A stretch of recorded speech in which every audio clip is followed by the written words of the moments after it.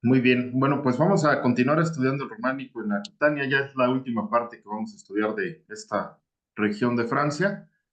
Lo que Sí, vimos la sesión anterior, bueno, pues fue este bello templo de San Esteban de la ciudad, San Etienne de la Cité, que bueno, habíamos comentado, es pues también dentro de esta región un conjunto de templos que van a tener influencia bizantina. Lo que evidenciaba justamente la evidencia bizantina, bueno, pues originalmente era el templo la planta del templo en forma de cruz griega y las bóvedas, ¿no? Fue lo último que habíamos ujú, estudiado, que se distancia bastante de lo que habíamos visto, ¿no? Estos cruceros o cabeceras con, eh, pues, deambulatorios y absidiolos y demás que eran muy vistosos. En realidad, el último templo que estudiamos, bueno, pues es mucho más simple. Para esta sesión, bueno, continuando con esta línea, vamos a estudiar una de las catedrales que también es uno de los ejemplos pues, más interesantes, ya que se trata de una catedral que va a tener una mezcla de estilos arquitectónicos destacada, ¿no? Eh, Se cataloga normalmente, bueno, como un templo con influencia bizantina. Ahorita vamos a ver dónde se encuentra esta influencia bizantina, pero también es uno de los templos destacados por su transición entre el románico y el gótico. Entonces vamos a ver, pues, esos tres estilos arquitectónicos conviviendo en San Esteban de Caors, que por cierto ya está dedicada al mismo santo del templo anterior, ¿no? Y bueno, Cahors se encuentra igual en el centro de Francia, en la vía Odiensis, que era, bueno, pues uno de los caminos, igual para Santiago de Compostela, y bueno, ocupa el centro de un triángulo formado por tres hitos del arte románico, que son Moissac, Toulouse y Conques, que nosotros ya estudiamos también Toulouse, ¿no? Al momento. San Cernín de Toulouse es lo que habíamos visto, ¿no? Y bueno, muy cerquita de ahí, nuevamente una catedral que como les comento, pues va a ser muy destacada. Se construyó aproximadamente entre el 1080 y el 1322. Y ya desde los años de construcción nosotros pues, podemos evidenciar esto, ¿no? Que es un periodo que se considera como el pleno románico, ajá, cerca de los primeros años de su construcción. Después va a sufrir una serie de modificaciones arquitectónicas ya en el siglo XIV, mediados del siglo XIII y principios del XIV, que son pues, los años de la construcción del gótico. Entonces, dentro de este templo, pues vamos a ver que participan pues muchos arquitectos y artesanos en diferentes etapas, lo que va a resultar en una combinación de estilos arquitectónicos pues muy particular, ¿no? Ahora, inicialmente se dice que hubo un templo románico, digo prerrománico, que más o menos se edificó en el siglo VII, del cual no queda ningún vestigio, y la construcción del periodo románico comienza justamente con Gerardo de Cardayac,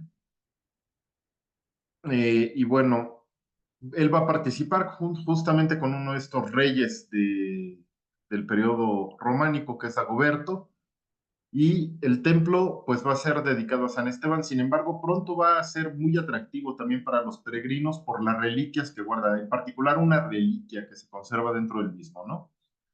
Y bueno, esta primera etapa constructiva que comienza más o menos en el año 1100 va a llevar a que pronto alcance notoriedad y después de 19 años va a terminar siendo consagrada por el Papa Calixto II.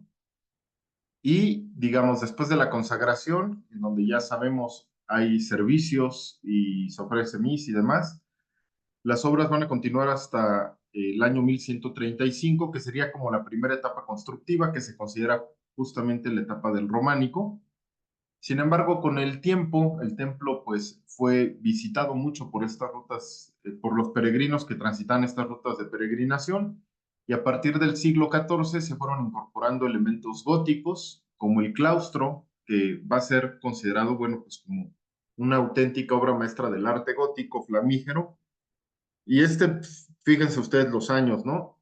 Va a ser construido ya entre 1493 y 1553, o sea que es un periodo pues ya también del gótico tardío. De hecho, en tiempo es tocante justamente pues a toda esta reforma arquitectónica que se va a vivir en el Renacimiento. Sin embargo, permanece fiel todavía al estilo gótico, que va a ser muy denostado en esos años, lo vamos a ver más adelante. los hombres del Renacimiento, bueno, pues hacen una crítica de su pasado inmediato y de hecho ellos mismos van a ser los que catalogan este estilo arquitectónico como gótico, como el arte de los bárbaros, ¿no? En el Renacimiento buscan volver a las formas clásicas. Y bueno, ahorita que estudiemos justamente los elementos góticos, pues sí vamos a ver que se distancian de lo clásico, ¿no? Es un tema de mucha originalidad que busca romper, bueno, pues principalmente con la influencia romana, ¿no? Que se había decantado por el uso del arco de medio punto, y en el gótico lo que se introduce es esto que ven ustedes en pantalla, ¿no? El arco ojival, y pues esto va a llevar a que se puedan este, utilizar los espacios arquitectónicos de una forma distinta, ¿no? El arco ojival soporta la carga de los muros de una forma diferente y permite que haya también más ventanas, más ventanales, más iluminación, un montón de cosas, ¿no? Entonces, bueno, en esta pequeña línea del tiempo, pues podemos ver más o menos como las etapas principales de San Esteban la Catedral de San Esteban de Coers. Vemos, bueno, pues su consagración por el Papa Calixto II. En el 1140 se realizó el portal de la fachada de la cúpula, y luego la fachada fue rectificada entre 1316 y 1324 por Labrú, y el obispo Antón de Lusec edificó el claustro en 1504 aproximadamente, ¿no? Bueno, el templo pues también va a sufrir ataques de los protestantes. Los hugonotes toman la catedral en algún momento, va a estar pues muy abandonado, pero después como se cobra conciencia de la importancia de esta catedral, va a ser rescatada ya desde el siglo XIX, empieza a haber un montón de obras de restablecimiento del templo, y finalmente en 1998 es declarada como Patrimonio de la Humanidad por la UNESCO. Y bueno, si vemos la planta, pues nos llama la atención inmediatamente porque habíamos estudiado la influencia bizantina, y lo primero que vemos aquí, bueno, pues lo de arriba, los números 1, 2 y 3, correspondería a lo que es el templo. Y si se dan cuenta, bueno, pues es un templo de planta basilical, no de planta de cruz griega, perdón. Pero tampoco es el típico templo cristiano, y eso lo identificamos nosotros porque carece de un transepto, de un crucero, que era, bueno, pues este dibujo de la cruz que se hacía, ¿no? Sino que es pues solamente una nave corrida a la cual se le han añadido pues algunas pequeñas capillas a los lados. Sin embargo, pues es ya desde ahí un tema de originalidad, ¿no? Vemos que la nave, el número 2, ahorita lo vamos a estudiar, pues tiene bóvedas, que es esto justo lo que hace la influencia bizantina. Lo que va a ser la cabecera sabemos que es del periodo gótico, al igual que la fachada occidental, ¿no? Que es la que mencionamos ahorita, vivió una reforma. Y bueno, aunado a eso, pues ya en el número 4 es justamente el claustro, ¿no? El claustro que les digo es de un periodo gótico tardío. Entonces vamos viendo esto por partes porque hay un montón de cosas interesantes. Lo primero a mencionar, bueno, pues es esto, que es la fachada occidental. Y si se dan cuenta, bueno, pues todos los especialistas están de acuerdo que es imponente, pero refleja como todavía este proceso de transición entre el románico y el gótico. Tiene elementos del románico que nos recuerdan, bueno, pues estas construcciones semejantes a castillos, a fortalezas, y sin embargo, en el ámbito gótico, bueno, pues tiene este sentido de verticalidad. Vuelve a haber una fachada pues muy grande, y aparece ya uno de los elementos favoritos del gótico, ¿no? Que es el rosetón aquí, en el segundo cuerpo, ¿no? Es este hermoso rosetón que tiene un ventanal. Luego estos rosetones, bueno, vamos a ver, se decoraban con vitrales de colores y demás. En este caso, bueno, pues es solamente el decorado de la piedra que dibuja elementos geométricos que asemejan una flor o un sol. Y bueno, tenemos también el primer cuerpo en donde vemos la puerta de acceso, el pórtico, que también ya tiene un tema que no habíamos estudiado de originalidad, ¿no? Normalmente nosotros habíamos visto estas portadas con arcos de medio punto que utilizaban justamente las arquivoltas. Y lo que nosotros podemos apreciar aquí es que sí hay arquivoltas, pero no es un arco de medio punto, sino un arco ojival. Entonces, este es más o menos de los años 1316 y 1324, como lo hemos estudiado. Otra de las cosas a destacar, bueno, pues son estas torres, que son torres campanario, pero no son los únicos campanarios, sino que en la parte de arriba del templo también hay un campanario más, ¿no? Entonces, pues lo que podemos mencionar en defensa del arte gótico es que, pues, lejos de lo que dicen los hombres del Renacimiento, que es un arte de los bárbaros y por lo tanto como un arte menor, un arte desvalorado, nosotros vamos a ver que, bueno, cumple con los principios de la estética arquitectónica, ya que encontramos, pues, estos elementos tan fuertes como la simetría, el ritmo o la repetición. Hay un sentido de jerarquía, hay un eje central, ajá, que es el eje de axialidad. Entonces tiene mucho equilibrio, ajá, y el sentido que trata de dar el arte gótico, que lo vamos a estudiar mucho más, es justamente el sentido de verticalidad. Lo que intentaba el hombre medieval del periodo gótico era impactar, el arquitecto buscaba impactar a la gente para que volteara hacia arriba. Ajá, un sentido de verticalidad que buscaba alcanzar el cielo o remitir al cielo cuando uno apreciaba una de estas obras. Entonces, en cuanto a la simetría, bueno, pues vemos los arcos ojivales y las 6 ventanas que generan este efecto de simetría. Si se dan cuenta, bueno, pues están colocadas, ajá, correspondiendo al equilibrio y a la simetría que busca tener la edificación conforme al eje central, ¿no? La jerarquía, bueno, pues se define por un pórtico coronado, por un campanario encerrado entre dos torres, que aquí vemos, bueno, el elemento de jerarquización importante es ese. Carece, vamos a ver que sí tiene algo de escultura, ¿no? Es muy poco, pero carece de estos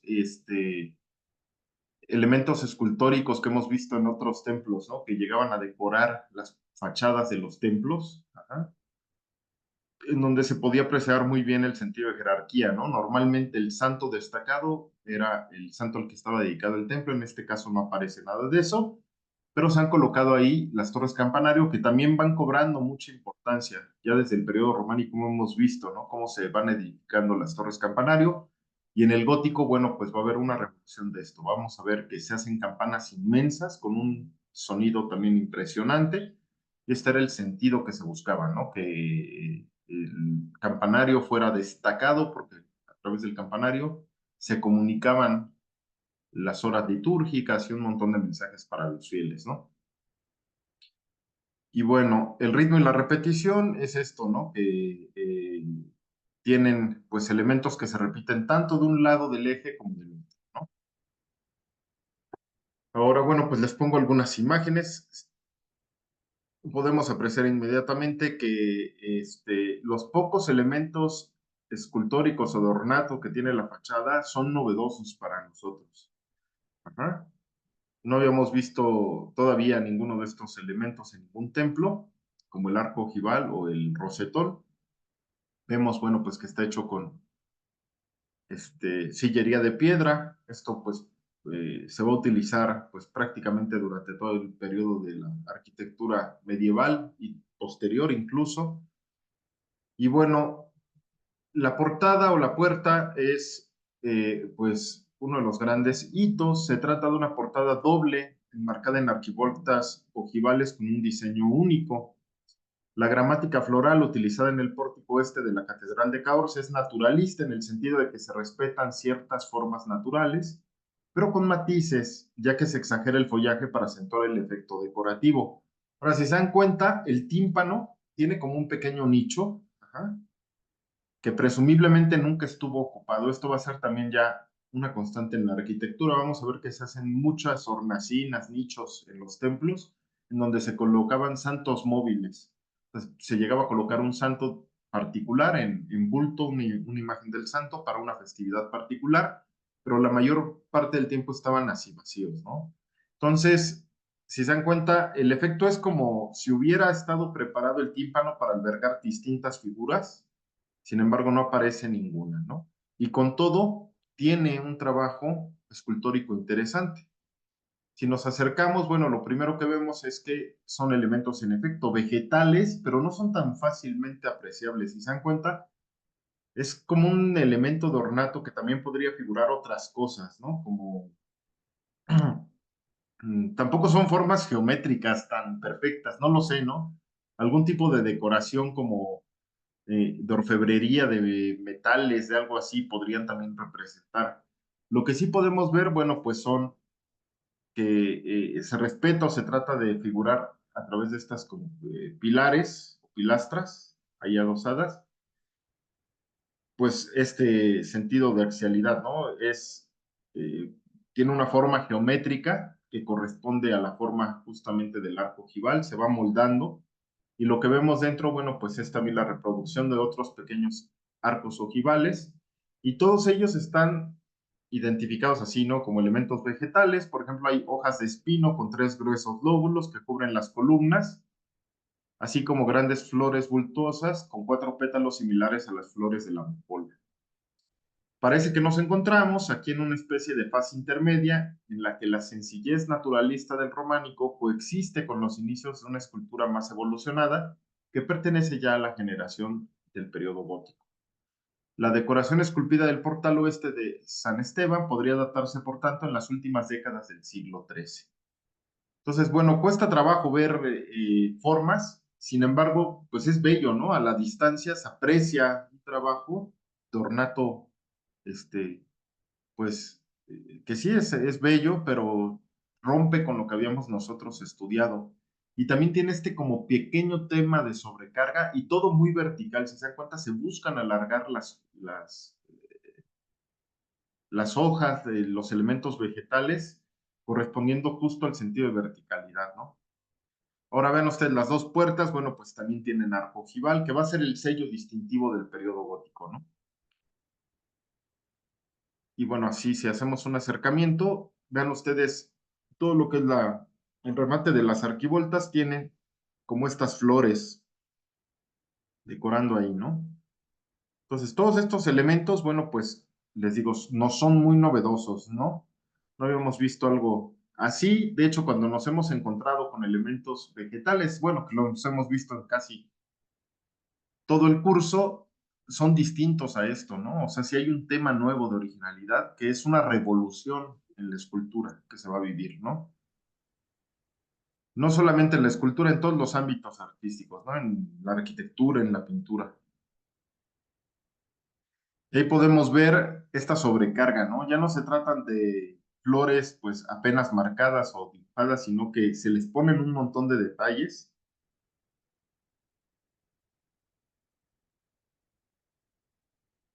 y se generan estos pues como efectos de colmena, ¿no? En cada una de estas remates de los nichos, que para muchos no son tan atractivos, hay que mencionarlo, ¿eh? O sea, sí va a ser criticado esto en el Renacimiento como un alejamiento de las formas clásicas que se consideraban más bellas. Y bueno, sobre la arquivolta encontramos una galería que alberga el rosetón con vidriería calada. Ajá. Bueno, se presume que originalmente pudo estar adornada con diferentes colores, actualmente no, pero este va a ser pues también otro de los sellos distintivos. Más adelante veremos los vitrales, ¿no? Que son bellísimos. Y bueno, alrededor de una serie de arcos trifolios ciegos y algunos elementos escultóricos que se ponen ahí enmarcando el rosetón, podemos ver los primeros elementos escultóricos de figuras en bulto, ¿no? Que aparecen. Aquí a simple vista no se aprecian mucho porque son muy pequeños, pero bueno, quiero que vean ustedes, vamos a hacer un acercamiento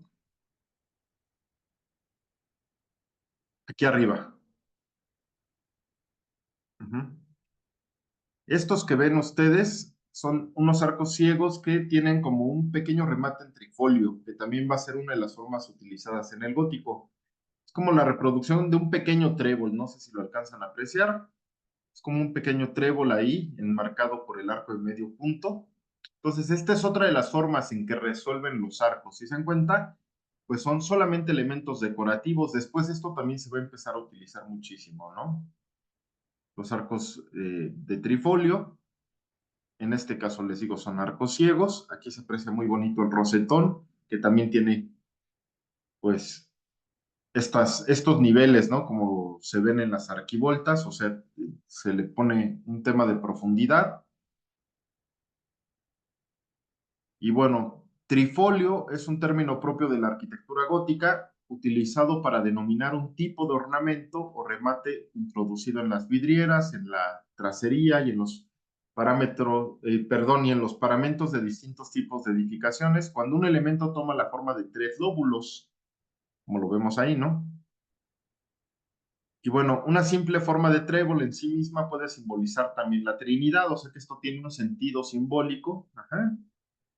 Y el hito más importante, porque sabemos que estos elementos trinitarios se usaban también en la gentilidad, o sea, en los pueblos que no eran cristianos, aparecen elementos de este tipo, pero lo que los consolida propiamente ya como cristianos es que el cristiano también los empieza a mezclar con los triángulos, que sería la figura que ven ustedes aquí abajo que dice entrelazado, ¿no? O sea, es una figura de trébol con un triángulo, ¿no? Que este sí sería ya un distintivo muy marcado de la Trinidad cristiana, ¿no? Que se va a usar también muchísimo en el gótico. Entonces, esto lo vamos a ver mucho más adelante, ¿no? Y bueno, si se dan cuenta, ahí aparece en el circulito rojo, les he puesto destacado, bueno, pues una de las imágenes de bulto, que en realidad, pues no tiene una iconografía muy clara, y por lo mismo los especialistas les han llamado gárgolas, tal cual, ¿no? Sin embargo, pues se distancian de lo que nosotros conocemos como gárgolas, ¿no? Son estas formas como de los bestiarios medievales. Aquí son, pues, personajes en posiciones hasta curiosas, interesantes, ¿no? Bueno, se toca la cabeza y simula, si se dan cuenta ustedes, tener como cuatro piernas, ¿no? Eso sí está un poco extraño, o sea, es un efecto, aquí están dos y después dos más, ¿no? Entonces sí tiene un tema de extrañeza, aquí hay otras más, ¿no? Que les pongo. Entonces tampoco es muy clara la iconografía y no sabemos por qué los artistas pusieron esto aquí. De hecho, vamos a ver que los escultores de este templo, bueno, pues rompen con lo que hemos visto, ¿no? Como muy clásico del arte cristiano. Hasta el momento, bueno, pues la mayoría representa ángeles, santos, escenas de la vida de Cristo, del Antiguo Testamento. Hemos visto también los zodiacos y la representación de las artes y oficios medievales, ¿no? Pero esto, bueno, pues no sería tan fácilmente identificable, ¿no? Todos se llevan las manos al rostro, si se dan cuenta.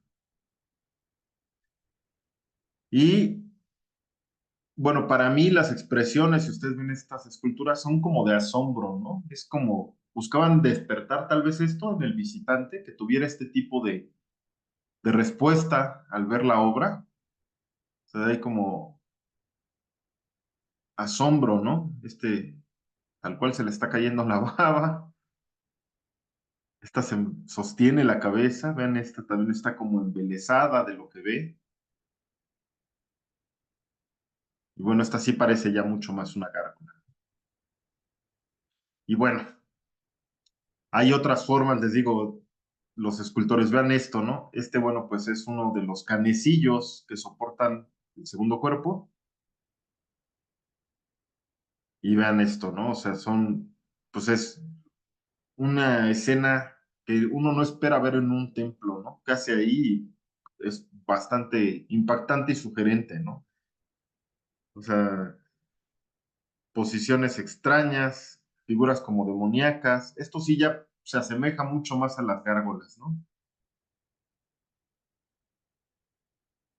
Entonces, también vemos que hay un tema de libertad, ¿no? No sabemos quién encarga la obra, pero a mi parecer, pues los escultores tenían mucha libertad en su labor, porque esto, bueno, pues es del todo atípico en la iconografía cristiana. Son formas, pues, muy distintas. Y bueno, vean ustedes arriba que destaca, bueno, pues este sí es un elemento que es heredado del románico que estudiamos, ¿no? El ajedrezado jaqués, en la parte de arriba, que se ve, bueno, pues uno de los elementos que más gustaron, ¿no? Y que más utilizaron durante estos periodos.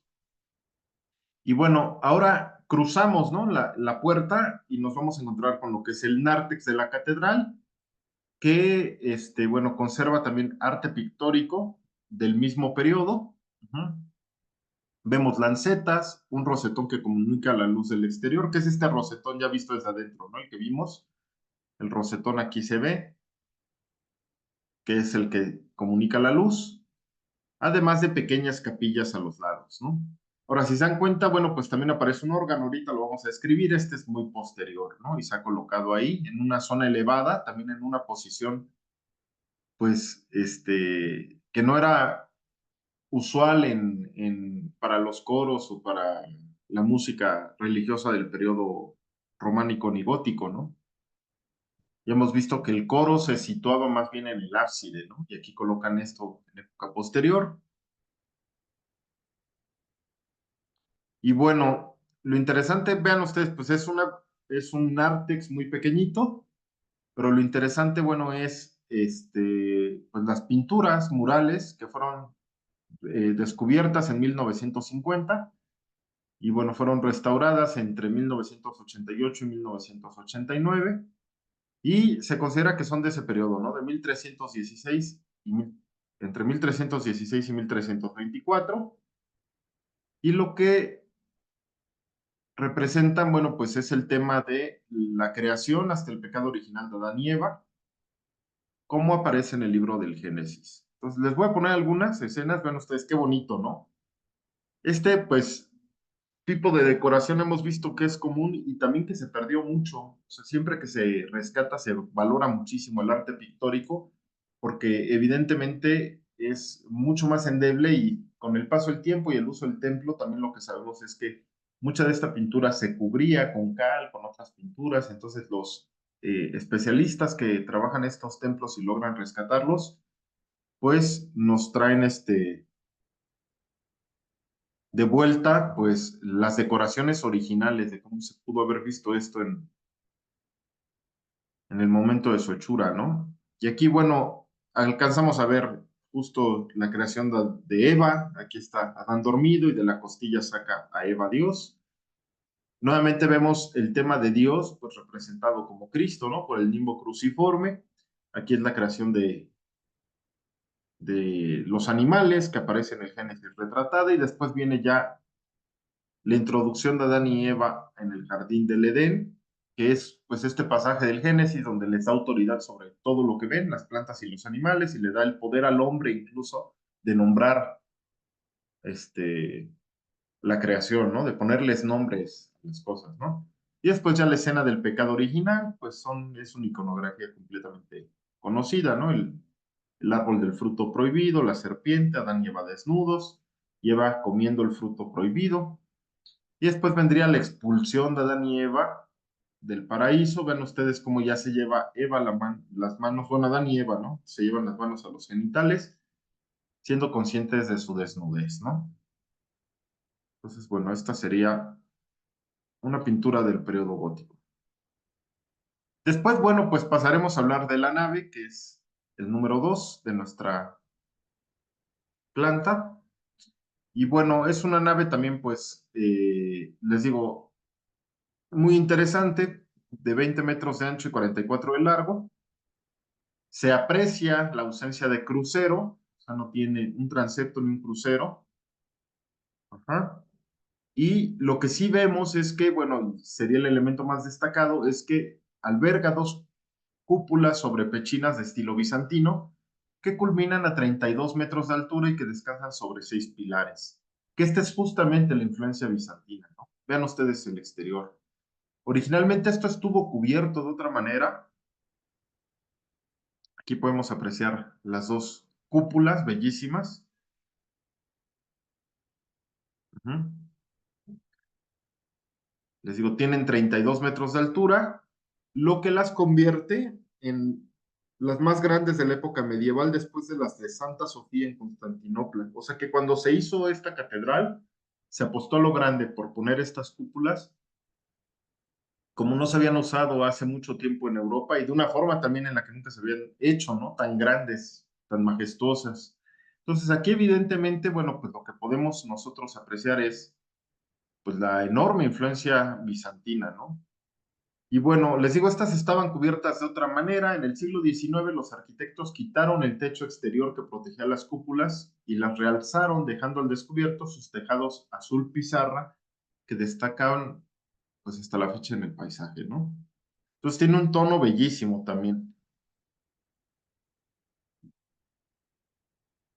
Si se dan cuenta, bueno, pues es la cubierta de piedra. Aquí, bueno, pues algunas imágenes laterales. Entonces, esto llama mucho la atención porque evidencia justamente que esta nave es de un periodo anterior al gótico. Los arquitectos góticos no hubieran apostado por el uso de cúpulas.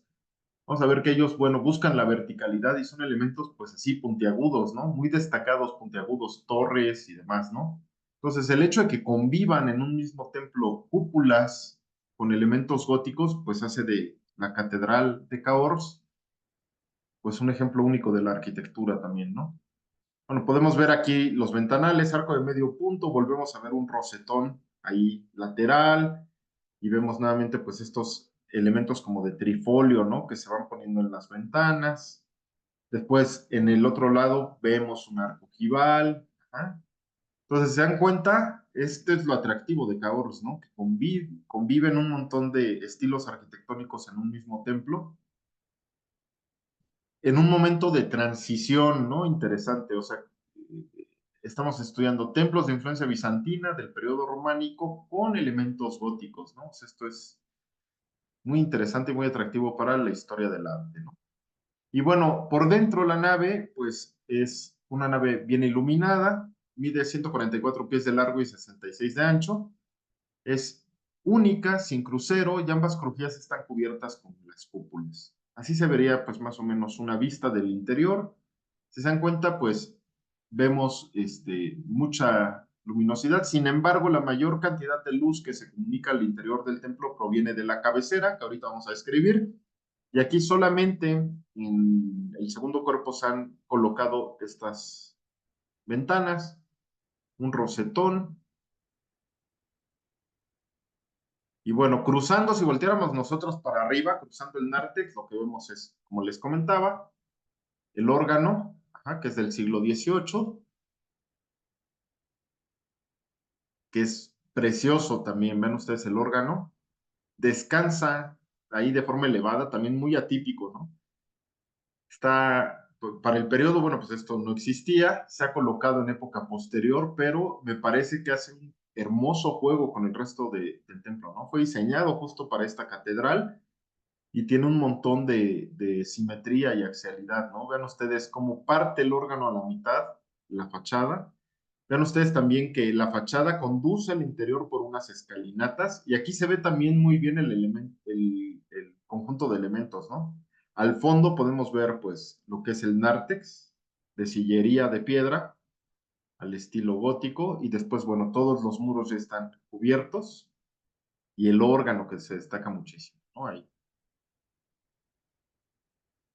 Ahora, las cúpulas, pues una no tiene decoración pictórica. Ajá. Estas están, como lo mencionamos, sostenidas por pechinas que se apoyan en estas columnas.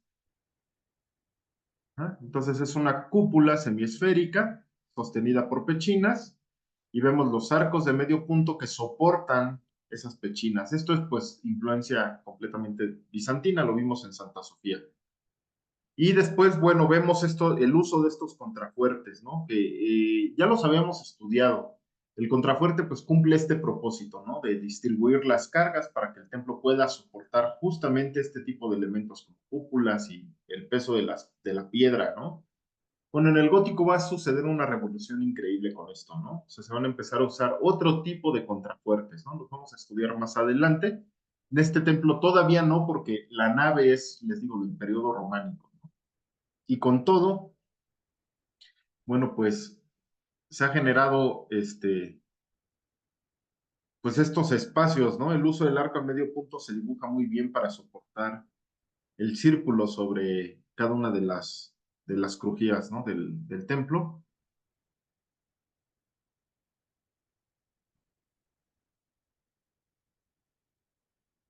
Y bueno, la que está decorada es esta, y vean ustedes qué belleza, ¿no?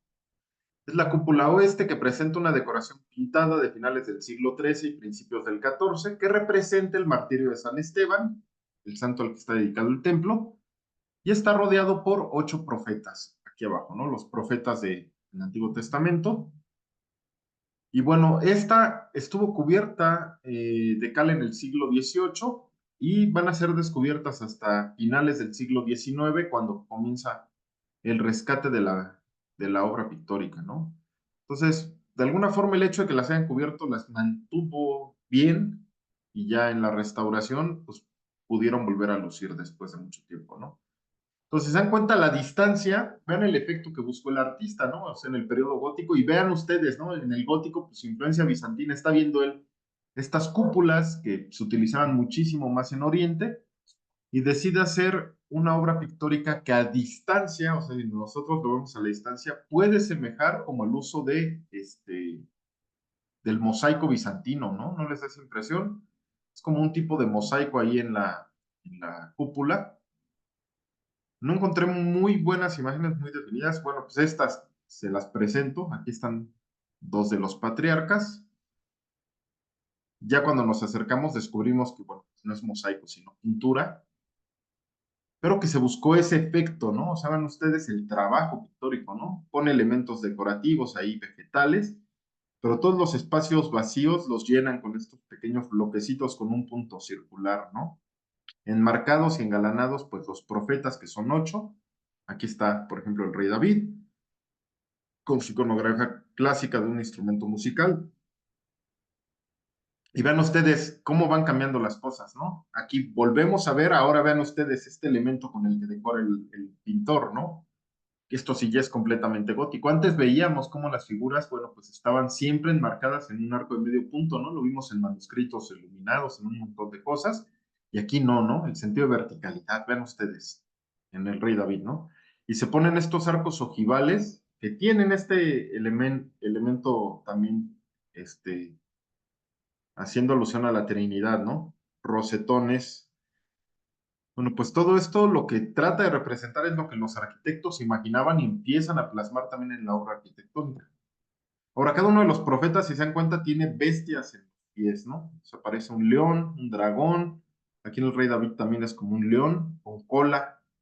Entonces, bueno, es los profetas venciendo el pecado, los demonios, ¿no?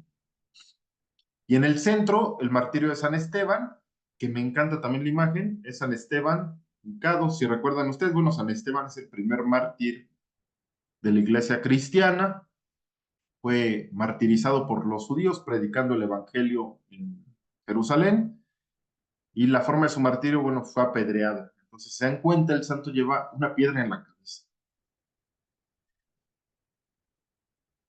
Y bueno, llama la atención, todas las escenas que lo rodean son escenas de vida cotidiana, pero tienen como un poco de alusión a que están atacando a San Esteban. Si se dan cuenta aquí arriba, esta figura con un rostro enojado está tomando en realidad como un pan, un fruto, pero parece que le va a arrojar una piedra, ¿no? Aparecen, pues les digo, personas ahí en actividades de vida cotidiana, caballeros, de vida cotidiana medieval, por supuesto, ¿no? Caballeros con lancetas, con espadas, hay gente pues trabajando la tierra, comerciantes ofreciendo productos como una papa aquí, miren, este se niega. Bueno, nos queda menos de un minuto para que se nos cierre la sesión y vamos a volver, no sé si inmediatamente, pero unos 5 minutos, tal vez 10, y volvemos a continuar para acabar con el templo. Y bueno, es esta la nave central, ¿no? Ahora, si se dan cuenta, pues también hay capillas laterales, las vamos a estudiar más adelante. Estas capillas se fueron adosando con el paso del tiempo y son pues, del periodo posterior. Lo que nos falta ver, bueno, pues es la cabecera, que es a lo que vamos, ¿no? Antes de pasar, mencionar esto, ¿no? El púlpito y la tribuna del lado norte datan del siglo XVIII. Ven ustedes aquí el rosetón bellísimo, que, bueno, pues ahí se colocó vidriera reciente en el año 2013. Hay un artista que se llama Colin Thiebald que hizo este tipo de trabajo de vidrieras. Vean ustedes qué bonito transmina la luz. Evidentemente, bueno,